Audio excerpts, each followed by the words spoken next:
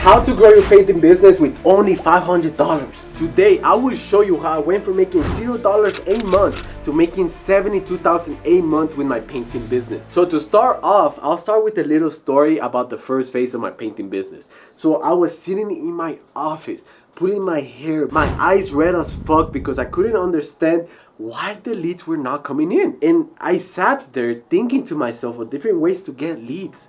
Nothing came up in mind. I was even thinking to myself, maybe I should change my website and people are gonna start calling me. During those first 7 months of hell, I was focused on the wrong things. That's when I started to reflect, take a second, pause, saw what the biggest companies were doing, and it finally clicked.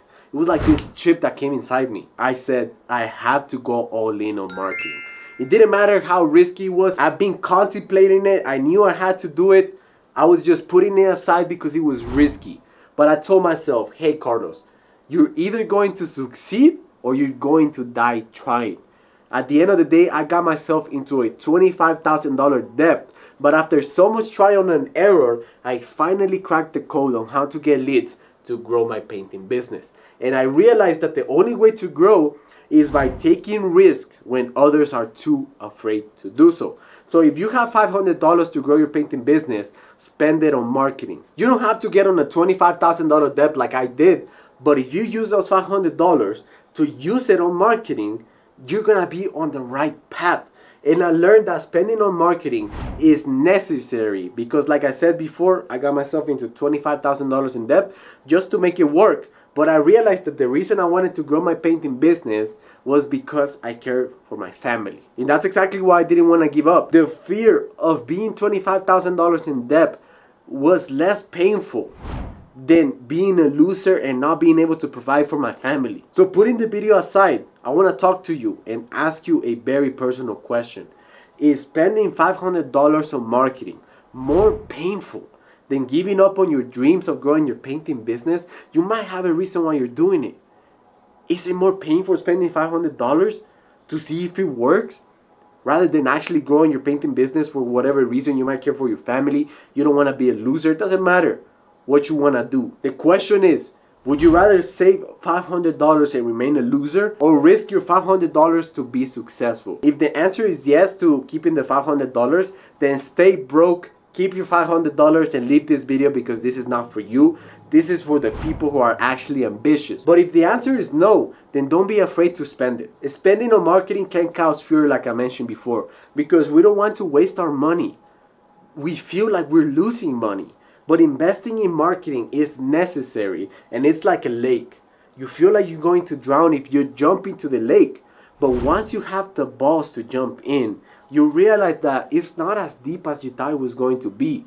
So if I was in your shoes, if I was starting from zero, I would start doing ads in order to get in front of more homeowners. Because the truth is that the reason why we're doing ads and marketing and all this stuff and we're door knocking is because homeowners don't know who we are. Because if they knew who we are and they had the trust and we knew we did a great service, then our phone will be ringing every single second. But that's the truth. They don't know who you are. Everybody's too busy nowadays, man, in order to know who you are. So you need to put the effort to appear in front of these people. And the way you do that is by doing ads. So you might be asking, okay, Carlos, I want to do marketing.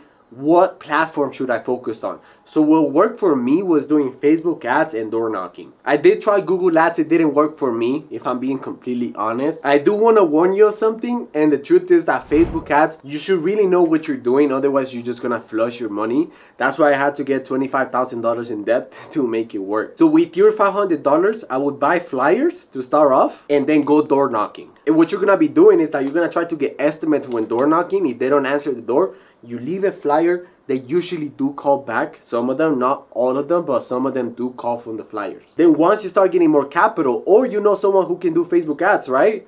You can start jumping into it. So as long as you know someone who knows how to do Facebook ads, you can go for that. Number 2, you need to do 100 reach outs per day. If you want to be booked out every single day with painting projects, then you must do 100 reach outs every single day, no matter what day it is.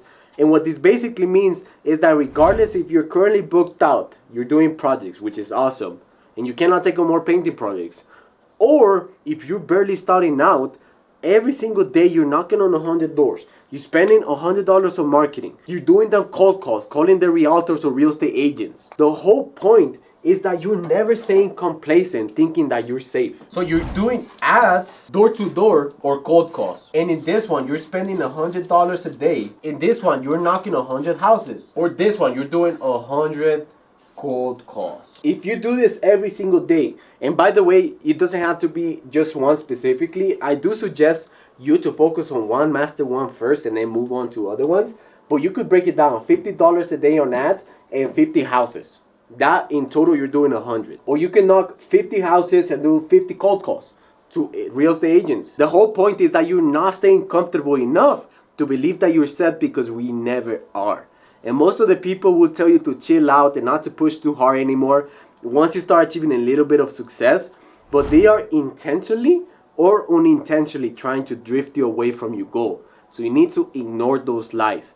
Always, every single day, do 100 reach outs to keep you busy, and busy year round. If you stop doing this, you're gonna start regretting it.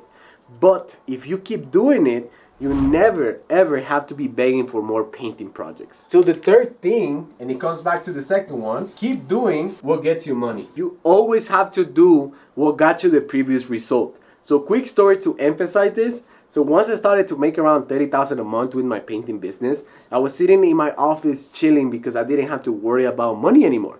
I still wanted to grow my painting business, but it wasn't urgent anymore because I finished paying off my $25,000 debt. I was making a good amount of money, $30,000 a month. Of course, revenue. So like $15,000 for me to keep. It's not bad. So me and my brother, we decided to go to the spa store. We felt comfortable with the money that we had. So, you know, the salesman usually comes, what are you looking for? I was like, yeah, sell me today. Let's see what you got. He tried to sell us into a $10,000 spa. So the thing is that we almost bought it. But luckily, I decided to tell the guy that I'll call him later and I'll let him know if I was gonna buy it or not. So we get home and it's time to plan for the week. So I always like to plan for the week to know what I'm gonna accomplish. So while I was looking at my schedule, I noticed that I didn't have any more estimates to give.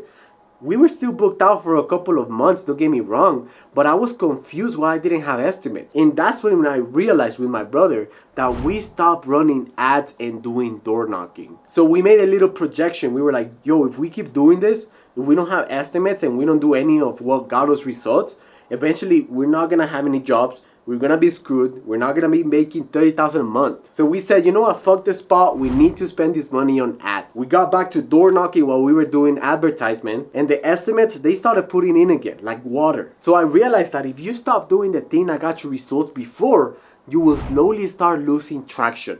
So always keep doing what you have done that got you results. If you have ever thought that it's going to be boring, then let me tell you that you're right. It gets boring after doing it so many times. Door knocking was so boring. Every single day having to do it. It gets boring. Having to record ads is boring. But if you stay busy year round because of the actions you're doing and you're making the money you want to make, is it worth it? If the answer is yes, just suck it up, keep doing it, and keep making money. That's literally it. You know, something I always like to do is map out the activities that got me results before. Like when I'm planning my week, I always like to schedule those activities, and I schedule them so I always get them done. So I know that if I'm not doing those activities and I decide to move them around, I'm slowly sabotaging myself. So I just silence the mind, tell it, suck it up, do the job, and it gets done. It doesn't matter how you feel or what you feel doing it, just do it. So that's all for the video. Hopefully you found it helpful. If you want to get more knowledge on how to grow your painting business, then I highly suggest you watch this video right here. And remember, you are walking your destiny. Take care.